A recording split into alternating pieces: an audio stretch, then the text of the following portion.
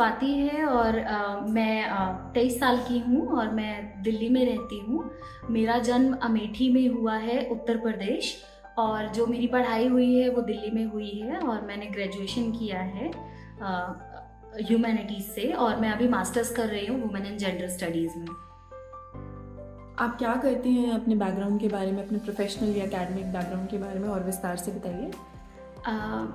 मैं पिछले 6 सालों से एक संस्था है IYRC, जिसको हम मेरे कुछ दोस्तों ने मिलकर शुरू किया और अभी हम उसको रन कर रहे हैं, उसमें काम कर रहे हैं। हम महिलाओं के साथ काम करते हैं, वुमेन एंड जेंडर स्टडीज़ के ऊपर काम करते हैं। साथ में हम लोग यूथ एंड एडोलसेंस के साथ में उस ऑर्गेनाइजेशन में काम कर रहे हैं। और जो मेरा बैकग्राउंड रहा है वो थिएटर बैकग्राउंड रहा है। मैं टोटो बहुत किया करती हूँ अपने कम्युनिटी के साथ में और अलग अलग जगहों पे। What brings you to the fellowship? ऐसी बहुत सारी चीज़ें हैं जो हमको डिजिटल तक लेकर के आती हैं, क्योंकि मेरा खुद का ऐसा बैकग्राउंड रहा है कि जहाँ पर हम सिर्फ फ़ोन के अलावा और कोई भी चीज़ हमको लगी ही नहीं कभी कि वो डिजिटल तक हमको लेकर के आएगी। कभी वाईफाई के बारे में नहीं सुना, कभी लैपटॉप के बारे में नहीं देखा, कभी कंप्यूटर नहीं चलाया। तो जब मेरे पापा ने खुद मेरा 12th क्लास में कंप्यूटर क्लास लगवाया तो मैं इतनी ज़्यादा एक्साइटेड थी उस चीज़ को सीखने के लिए, समझने के लिए कि पता नहीं क्या होगा। और जब मैं फर्स्ट डे गई तो फिर जो मेरे टीचर थे उन्होंने मुझे बोला कि अगर तुम माउस पकड़ोगे तो तुम्हें करंट लग जाएगा। तो वो फर्स्ट डे था मेरा, तो मुझे खुद को ऐसे डर सा लगा और मैं माउस नहीं पकड़ रही थी उस दिन। तो फिर बाद में उन्होंने समझाया कि अच्छा, डर नहीं लगेगा, तुम पकड़ के देखो। तो जब उस दिन पकड़ा तो समझ में आया कि डिजिटल सिर्फ आपको एक घर तक ही नहीं सीमित है, एक सिर्फ आपके मोबाइल तक ही नहीं सीमित है, वो उसमें बहुत सारी चीज़ों में डिजिटल काम करता है। जब मैंने अपनी ऑर्गेनाइजेशन में काम करना शुरू किया तो समझ में आया कि जब एक माइग्रेशन होता है, जब एक फैमिली माइग्रेंट होके दिल्ली जैसे बड़े शहर में आ रही है तो कितना ज़्यादा उसको डॉक्यूमेंटेशन की दिक्कत हो रही है। आधार कार्ड में एड्रेस चेंज करवाना है, बायोमेट्रिक करवाना है उसको, तो कितनी ज़्यादा प्रॉब्लम्स का सामना करना पड़ रहा है। जब छोटे छोटे किशोर किशोरी और युवा हमारे सेंटर पे आते हैं और उनको वो बोलते हैं कि हमने कभी भी माउस नहीं पकड़ाया, हमने कभी कंप्यूटर नहीं चलाया है, तो हम अभी कैसे सीख सकते हैं।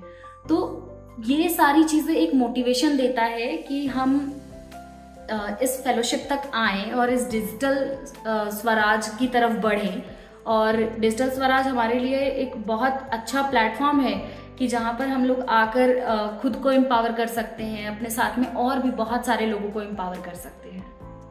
ये जो 7 दिन का ओरिएंटेशन प्रोग्राम हुआ था डिजिटल स्वराज फेलोशिप का, आप इससे रिलेटेड अपने रिफ्लेक्शंस या इंसाइट्स शेयर करना चाहेंगी?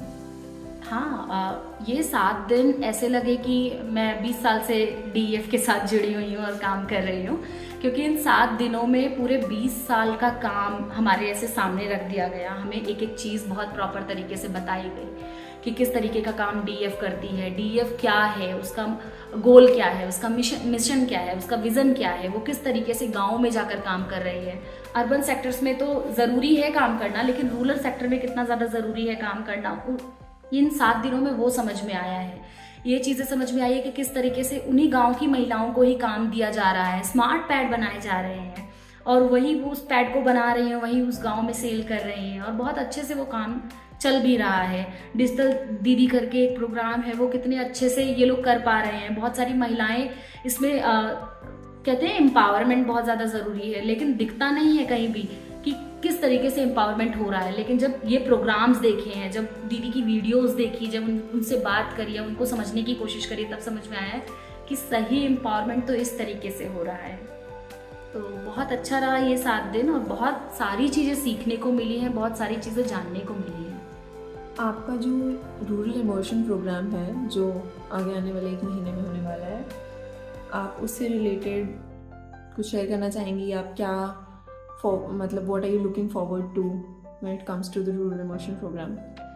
मैं बहुत ज़्यादा एक्साइटेड हूँ आगे आने वाले 1 महीने के लिए, क्योंकि इस तरीके की लर्निंग कभी नहीं मिली। कभी ऐसा नहीं हुआ कि आप 1 महीने के लिए अपने घर से, अपने काम से दूर जाओ और वहाँ पर जाकर गांव के लोगों के साथ में रहो, उनसे सीखो और वो किस तरीके का अपना जीवन जी रहे हैं, किस तरीके से अपने आप को इतनी खूबसूरत तरीके से पूरी उनकी दिनचर्या होती है। सुबह उठना, खाना बनाना, और झाड़ू पोछा करना, उसके बाद फिर अपने काम पे निकल जाना।